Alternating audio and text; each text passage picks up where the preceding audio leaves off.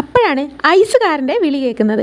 കല്ലുകളും മുത്തുകളൊക്കെ പെറുക്കി വെക്കുമ്പോൾ മോള് വന്നിട്ട് പറയുന്നുണ്ട്, അമ്മേ ഈ പല്ല് നോക്ക്, ഇത് ഇളകിയിട്ടുണ്ട്, ഒരു നൂലിട്ട് തന്നാലേ ഞാനത് ഇളക്കി നോക്കാം അമ്മേന്ന്.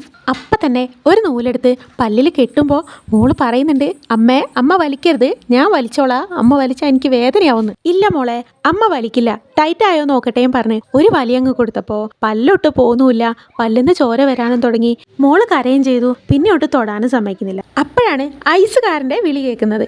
അപ്പം ഞാൻ ചിന്തിച്ചു, ഐസ് തിന്നു കഴിഞ്ഞാൽ പല്ല് മരച്ചോളല്ലോ, പിന്നെ പറിക്കുമ്പോൾ വേദന അറിയില്ല. അങ്ങനെ ഐസ് വാങ്ങിക്കൊടുത്ത് തിന്നു കഴിഞ്ഞപാട് ഞാൻ പറഞ്ഞു, മോളിങ്ങോട്ട് വാ, ഇപ്പം പല്ല് പറിച്ചാൽ വേദന അറിയൂല, പല്ല് തരത്തിട്ടല്ലേ ഉള്ളത്.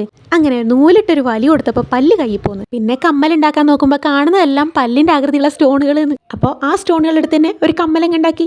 അങ്ങനെ പല്ലും പറിച്ചു, അതേ മോഡൽ സ്റ്റോൺ വെച്ച് ഒരു കമ്മലും അങ്ങ് ഉണ്ടാക്കി. ഇനി കുറച്ച് വിഷസുകളായാലോ. മറവ, തന്മയ, ഇൻഷ, ഷബ, ഫാത്തിമ, സാദിക, അൻഷ, അൽഫ, അസ, ആരാധ്യ, എസ് കല്യാണി, ഫിദ, വൈക, ഫർഹാന, ഫാത്തിമ, ഋതുലക്ഷ്മി, ആലിയ, ജനനി, ആരാധ്യ, ആദിഷ്, സ്റ്റെൽന, സിൽജിയ, അനില, അക്സ, ആരാധ്യ, അഞ്ജു, അവലിൻ, സിയോണ, രഹദ, എല്ലാവർക്കും ഒരു വലിയ ഹായ് ഉണ്ട് കേട്ടോ.